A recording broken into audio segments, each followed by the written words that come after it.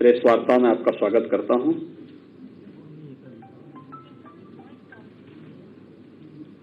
आज की प्रेस वार्ता मुख्य रूप से कल देश की संसद में माननीय वित्त मंत्री जी के द्वारा वर्ष 2023-24 के लिए जो बजट प्रस्तुत किया गया था, उस बजट से संबंधित कुछ हाइलाइट्स जो बजट की विशेषताएं हैं, राज्य की जनता उससे कैसे लाभान्वित होने जा रही है, इन्हीं सब मुद्दों को लेकर के यह विशेष प्रेस वार्ता आज यहां पर मैंने आहूत की है। जैसा कि आप जानते हैं, कल केंद्रीय वित्त मंत्री जी ने अमृत काल का एक पहला बजट प्रस्तुत किया है। इस देश ने 2022 में अपनी आजादी का अमृत महोत्सव मनाया है और आदरणीय प्रधानमंत्री जी ने देश की आजादी के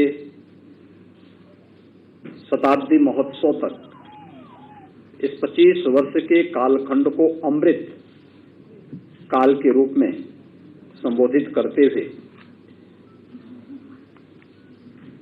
अमृत काल की और आजादी के शताब्दी महोत्सव के वर्ष में हम कैसा भारत चाहते हैं, उससे पूरे देशवासियों को जोड़ने का आह्वान किया था। और आजादी के अमृत महोत्सव के मुख्य महोत्सव में आदरणीय प्रधानमंत्री जी ने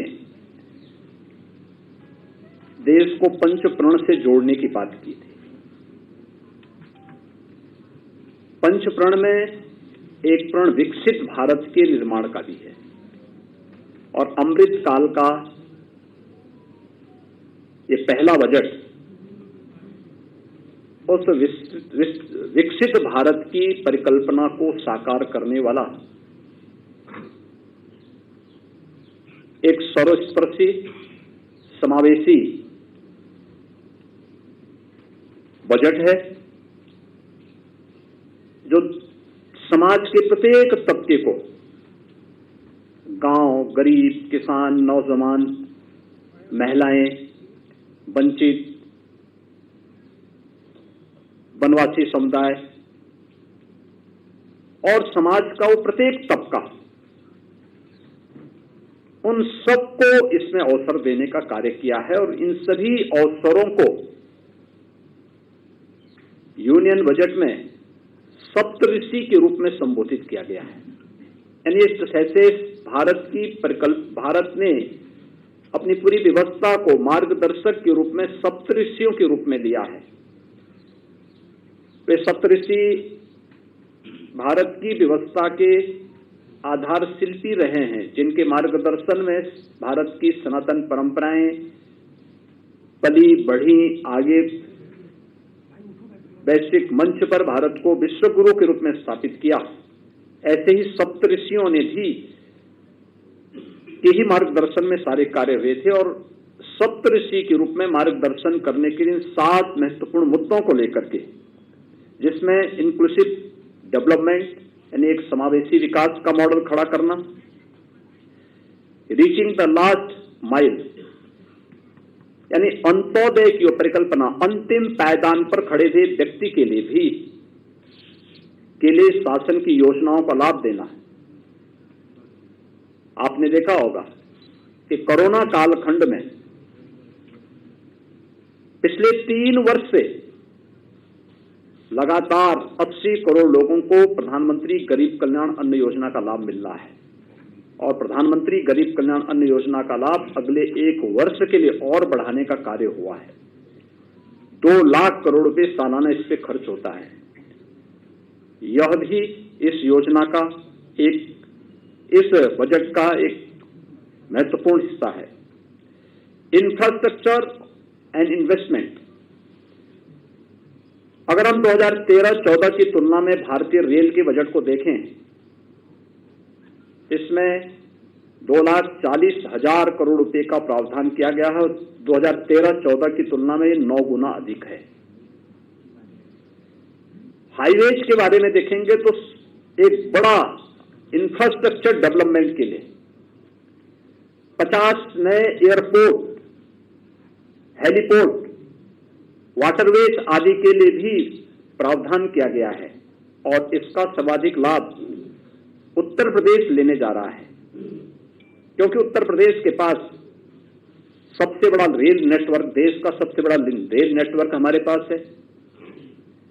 उत्तर प्रदेश के पास सबसे बड़े पैमाने पे नए हाईवेज के प्रस्ताव उत्तर प्रदेश ने भेजे हैं और उत्तर प्रदेश इस दिशा में कार्य कर रहा है। और पिछले 5 वर्ष के अंदर जितने भी हाईवेज, जितना भी इंफ्रास्ट्रक्चर का कार्य उत्तर प्रदेश के अंदर हुआ है, वह उत्तर प्रदेश के नए परसेप्शन को और नए उत्तर प्रदेश के बारे में सबका ध्यान आकर्षित करता है। स्वाभाविक रूप से इस इंफ्रास्ट्रक्चर का लाभ भी उत्तर प्रदेश को सबसे अधिक होने जा रहा है। प्रदेश के अंदर सक्षमता को सामने ढाला, अनलीजिंग द पोटेंशियल, यह इसका चौथा भाग है और इसके बारे में उत्तर प्रदेश की अंदर की, जो हम लोग पहले से कहते आ रहे हैं कि उत्तर प्रदेश अनंत संभावनाओं वाला प्रदेश है। दुनिया के अंदर भारत के बारे में कहा जाता है, पूरी दुनिया आशा भरी निगाहों से भारत की तरफ देख रही है और देश के अंदर, उत्तर प्रदेश के अंदर, उत्तर प्रदेश के लिए संभावनाएं हैं। एक ग्रीन ग्रोथ, यानी कैसे हम हरित विकास की ओर जा सके, कार्बन उत्सर्जन को कम से कम करके हम डेवलपमेंट का एक ऐसा मॉडल दें जो लोगों के सतत और समावेशी विकास के लिए महत्वपूर्ण हो सके। उस प्रकार के मॉडल को, चाहे वो एनर्जी के क्षेत्र में आप देखें, रिन्यूएबल एनर्जी का हो, हाइड्रोजन एनर्जी का हो, या फिर खेती किसानी के क्षेत्र में आप देखेंगे तो विषमुक्त खेती के लिए प्राकृतिक खेती को बढ़ावा देने का कार्यक्रम, या भारत की प्राचीन उस पद्धति को जो आज 2023 का वर्ष मिलेट ईयर के रूप में भी घोषित हुआ है, उस रूप में विकसित करने के लिए उसका भी प्रावधान बजट में किया गया है। यूथ पावर, उत्तर प्रदेश की, देश दुनिया के अंदर अगर सर्वाधिक यूथ भारत के अंदर है तो भारत के अंदर सबसे अधिक यूथ उत्तर प्रदेश के अंदर है। उस युवा के विकास के लिए, उसके कौशल विकास के लिए, उसे आधुनिक तकनीक से जोड़ने के लिए, उसे तकनीकी रूप से सक्षम बनाने के लिए क्या कुछ प्रयास होने हैं इस दिशा में।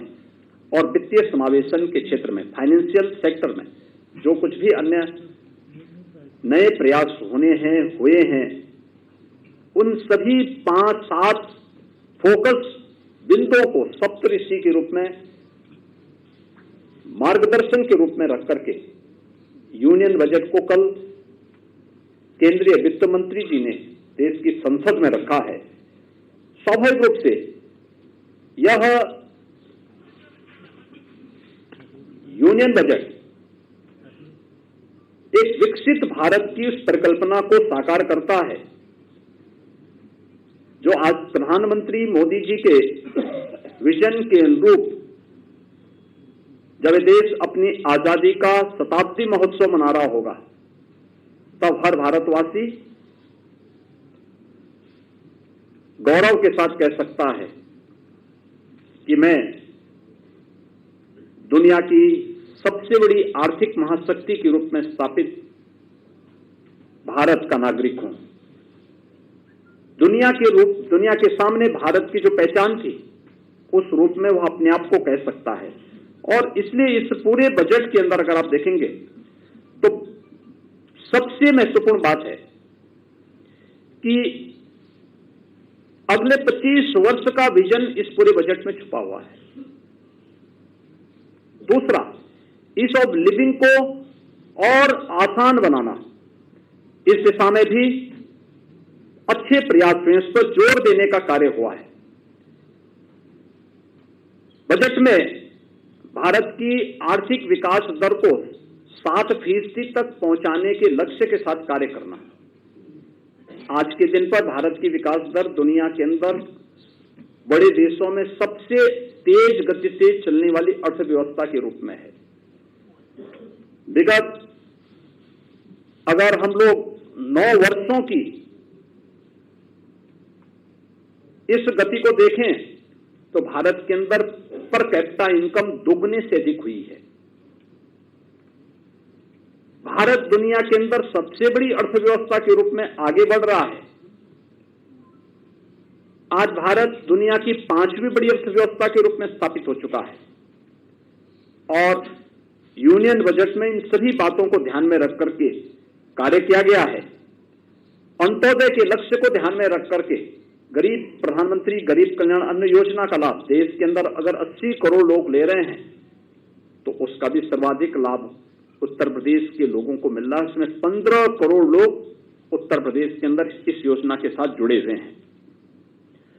प्रधानमंत्री आवास योजना, इसके बजट में काफी वृद्धि हुई है। पिछले 6 वर्षों के अंदर उत्तर प्रदेश को 45.5 लाख से अधिक प्रधानमंत्री आवास योजना के आवास उपलब्ध हुए हैं और अभी हाल ही में उत्तर प्रदेश को प्रधानमंत्री आवास योजना के अंदर 10 लाख नए आवास उपलब्ध हुए हैं और मेरा अनुमान है कि जो शेष 4 लाख लोग अभी तक इस आवास से वंचित थे, यूनियन बजट में उनके लिए भी आवास का प्रावधान हो गया है। उत्तर प्रदेश पूरी तरह से सैचुरेट होगा और प्रधानमंत्री आवास योजना का लाभ उत्तर प्रदेश के उस हर व्यक्ति को जो शेष सूची 2012 में उस सूची के अंदर था, वह हर व्यक्ति उत्तर प्रदेश के अंदर प्रधानमंत्री आवास योजना से पूरी तरह से सैचुरेट हो जाएगा। इसमें भी काफी बड़ी योजना यानी लगभग 69,000 करोड़ रुपए का प्रस्ताव किया गया है। 66% की बढ़ोतरी केवल पीएम आवास योजना के अंतर्गत ईज ऑफ लिविंग के लक्ष्य को ध्यान में रख करके इस कार्यक्रम को आगे बढ़ाने का कार्य हुआ है। 25 करोड़ की आबादी देश की उत्तर प्रदेश में निवास करती है। पिछले बजट में 2014-15 का जो पहला बजट प्रस्तुत हुआ था, प्रधानमंत्री जी ने उस समय देश के सामने एक विजन रखा था हेल्थ इंफ्रास्ट्रक्चर के लिए। उत्तर प्रदेश को इसके तहत 28 मेडिकल कॉलेज उपलब्ध हुए और इस बजट में देश के अंदर अगर उस स्कीम के अंतर्गत आप देखेंगे पूरे देश के अंदर 157 नए मेडिकल कॉलेज बने थे। उत्तर प्रदेश को 28 मेडिकल कॉलेज मिले। 28 मेडिकल कॉलेज और कुछ राज्य शासन ने अपने स्तर पर बना रही थी। इन सबको लेकर के लगभग हम लोग पिछले 6 वर्ष के अंदर प्रदेश के अंदर हम लोगों ने लगभग 35 मेडिकल कॉलेजेस पे हम कार्य कर रहे हैं। अब 1 डिस्ट्रिक्ट 1 मेडिकल कॉलेज की ओर जब उत्तर प्रदेश बढ़ रहा है तो हम सब आभारी हैं कि हेल्थ सेक्टर का जो बैकबोन है नर्सिंग और पैरामेडिकल, इसमें हमें 28 नए नर्सिंग कॉलेजेस मिल जाएंगे। ये 28 नए मेडिकल कॉलेज यानी इन 28 जो मेडिकल कॉलेजेस मिले थे उनके साथ साथ एक नर्सिंग कॉलेज भी हमें उपलब्ध होगा। तो उत्तर प्रदेश के वे सभी क्षेत्र जहां इससे लाभान्वित होंगे, वहीं खासतौर पर नर्सिंग और पैरामेडिकल के क्षेत्र में जो हमारा युवा है, जो बालिकाएं हैं, इन सबको 100% प्लेसमेंट की गारंटी भी उसमें उपलब्ध हो जाएगी। और ये एक ऐसा सेक्टर है जहां पर प्लेसमेंट की गारंटी भी देता है और एक सिक्योरिटी की गारंटी भी देता है। यह सेक्टर में हमें एक उत्तर प्रदेश को 28 नए नर्सिंग कॉलेज इस व्यवस्था के अंतर्गत प्राप्त होने वाले हैं। प्रदेश के अंदर पिछले 6 वर्ष के अंदर जो हम लोगों ने कृषि के क्षेत्र में, डेयरी और मत्स्य के क्षेत्र में जो कार्य किया है, उत्तर प्रदेश खाद्यान्न उत्पादन में आज नंबर 1 पर है। उत्तर प्रदेश गन्ना उत्पादन में आज नंबर 1 पर है, इथेनॉल उत्पादन में नंबर 1 पर है, दुग्ध उत्पादन में नंबर 1 पर है। और इन्हीं संभावनाओं को आगे बढ़ाने के लिए ढेर सारे प्रावधान किए गए। खासतौर पर मैं बार बार इस बात को कहता हूं कि हमने प्रदेश की कृषि विकास दर को 5.5% से बढ़ा करके लगभग 8.5% तक ले जाने में हम सफल हुए। कोरोना कालखंड में एकमात्र सेक्टर ऐसा था जिसकी ग्रोथ रेट डाउन यानी रहने की बजाय वह स्थिर रहा या उसमें थोड़ी बहुत बढ़ोतरी रही और वह कहीं भी धोखा नहीं दी।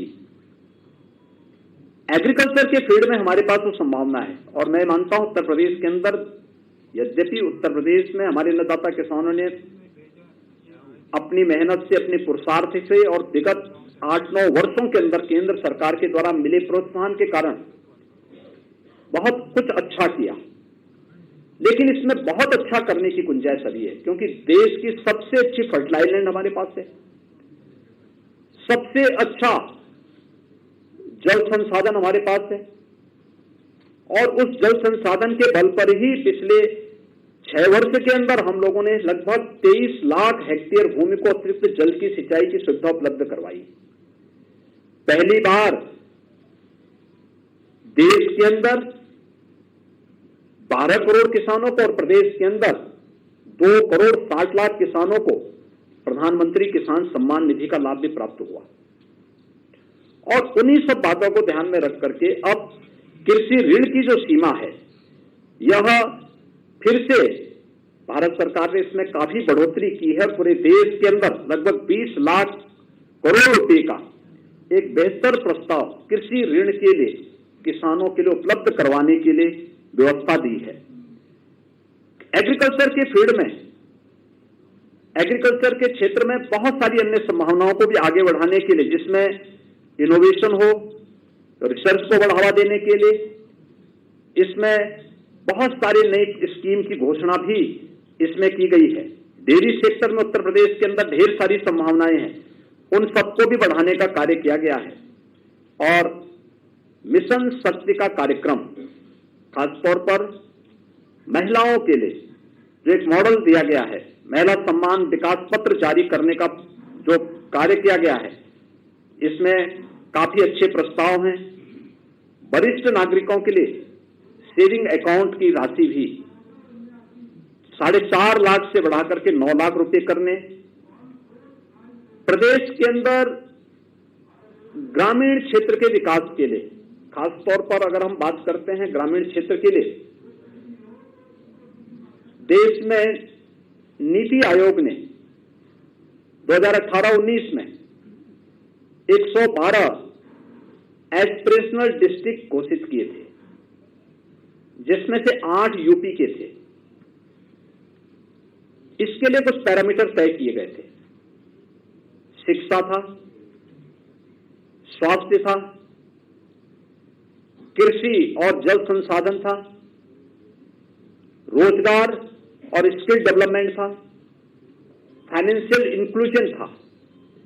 ये 6 पैरामीटर को लेकर के भारत सरकार ने, नीति आयोग ने जो देश के अंदर पैरामीटर तय किए थे, उत्तर प्रदेश के 8 जनपद सभी की स्थिति बहुत खराब स्थिति में थी। और मुझे बताते हुए प्रसन्नता है कि पिछले 3 वर्ष के अंदर जो प्रयास प्रारंभ हुए, नीति आयोग ने और अन्य केंद्रीय संस्थाओं ने, मंत्रालयों ने इसमें स्टेट गवर्नमेंट को भरपूर मदद की। और आज मुझे बताते हुए प्रसन्नता है कि देश के अंदर इन सभी जो 112 एस्पिरेशनल डिस्ट्रिक्ट को एक सामान्य डिस्ट्रिक्ट के रूप में आगे बढ़ाने में, वहां विकास की सभी योजनाओं को प्रभावी ढंग से लागू करने के लिए जो सबसे अच्छे कार्य हुए हैं, देश के अंदर टॉप 10 में यूपी के 5 जनपद हैं, टॉप 20 में यूपी के सभी 20 जनपद हैं, जो सभी 8 के 8 जनपद टॉप 20 में आए हैं। और उन्हीं से प्रेरणा लेकर के आदरणीय प्रधानमंत्री जी के मार्गदर्शन में उत्तर प्रदेश सरकार ने उत्तर प्रदेश के अंदर 100 विकास खंड को एस्पिरेशनल विकास खंड, वही पैरामीटर हम लोगों ने चिन्हित किए थे नीति आयोग के मार्गदर्शन में, और उस पर कार्य करना प्रारंभ किया। और हमें प्रसन्नता है कि 500 विकास खंड देश के अंदर एस्पिरेशनल यानी आकांक्षात्मक विकास खंड के रूप में उन्हें आगे बढ़ाने का कार्य होगा। और उत्तर प्रदेश के 100 विकास खंड पे इस पे ऑलरेडी कार्य प्रारंभ भी हो चुका है, और इसका लाभ भी उत्तर प्रदेश को मिलेगा। जिस दिन ये 100 विकास खंड सामान्य विकास खंड की तर्ज पर विकास की मुख्य धारा के साथ जुड़ेंगे, उत्तर प्रदेश के ग्रामीण क्षेत्र में आमूलचूल परिवर्तन होता हुआ दिखाई देगा। और यह इसकी भी व्यवस्था इसमें की गई है। प्रदेश के अंदर अन्य जो कार्यक्रम प्रारंभ होने हैं, जिसमें शिक्षा के क्षेत्र में खासतौर पर बच्चों के लिए, स्कूली शिक्षा के लिए, किशोरों के लिए नेशनल डिजिटल लाइब्रेरी की व्यवस्था और लाइब्रेरी स्थापित करने के लिए भी तमाम प्रकार के प्रावधान बजट में किए गए हैं। उसका लाभ भी उत्तर प्रदेश को प्राप्त होगा, क्योंकि अगर हम बेसिक एजुकेशन में ही देखेंगे तो शासन के द्वारा संचालित बेसिक शिक्षा के हमारे विद्यालयों में, हमारे पास बेसिक शिक्षा में 1,91,00,000 बच्चे हैं। माध्यमिक में इसी प्रकार से काफी बड़ी संख्या 56 लाख से अधिक तो केवल हमारे बोर्ड की परीक्षाओं में बच्चे बैठ रहे हैं, हाई स्कूल और इंटरमीडिएट बोर्ड में। हायर एजुकेशन में भी एक बड़ी संख्या यूपी के अंदर है। और हायर एजुकेशन से जुड़े हुए 2 करोड़ बच्चों को वर्तमान में हम लोग तकनीकी दृष्टि से सक्षम बनाने के लिए टैबलेट और स्मार्टफोन का वितरण भी हम उनका कर रहे हैं। तो स्वाभाविक रूप से इसका लाभ नेशनल डिजिटल लाइब्रेरी का लाभ भी उत्तर प्रदेश के बच्चों को काफी बड़े पैमाने पर प्राप्त होगा। प्रदेश के अंदर सीवर सफाई का कार्य ये अब मैनुअली न हो, बल्कि 100% मशीनीकृत हो, मशीनों से हो। बड़े पैमाने पर इसमें मौतें होती थी, बहुत बार लापरवाही के कारण बहुत सारे लोगों को अपनी जान गंवानी होती थी।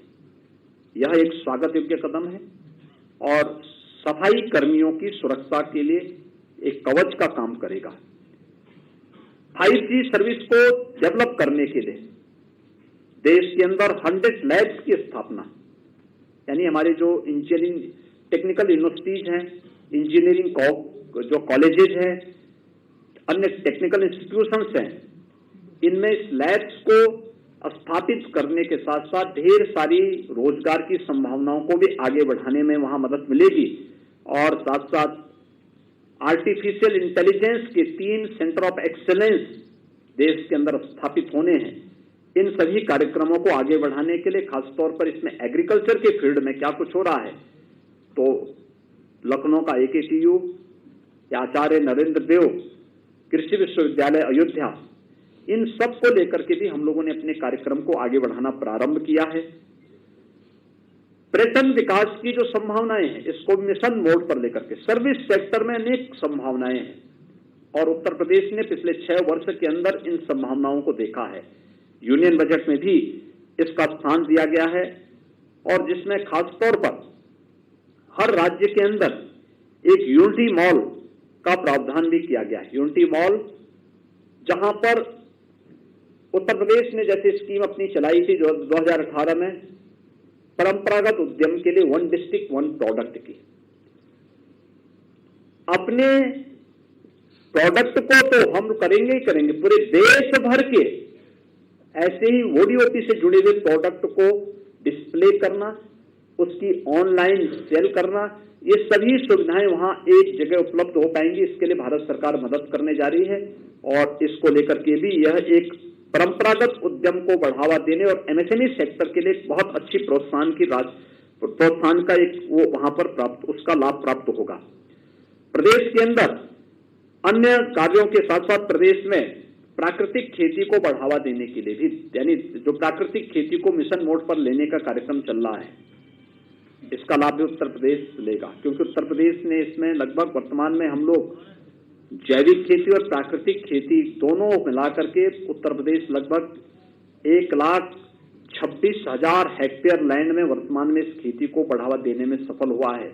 और उत्तर प्रदेश ने गंगा के तटवर्ती सभी 27 विकास खंडों में और बुंदेलखंड के सभी 7 जनपदों को इससे चयनित करके उसके लिए एक इंसेंटिव की भी घोषणा की है।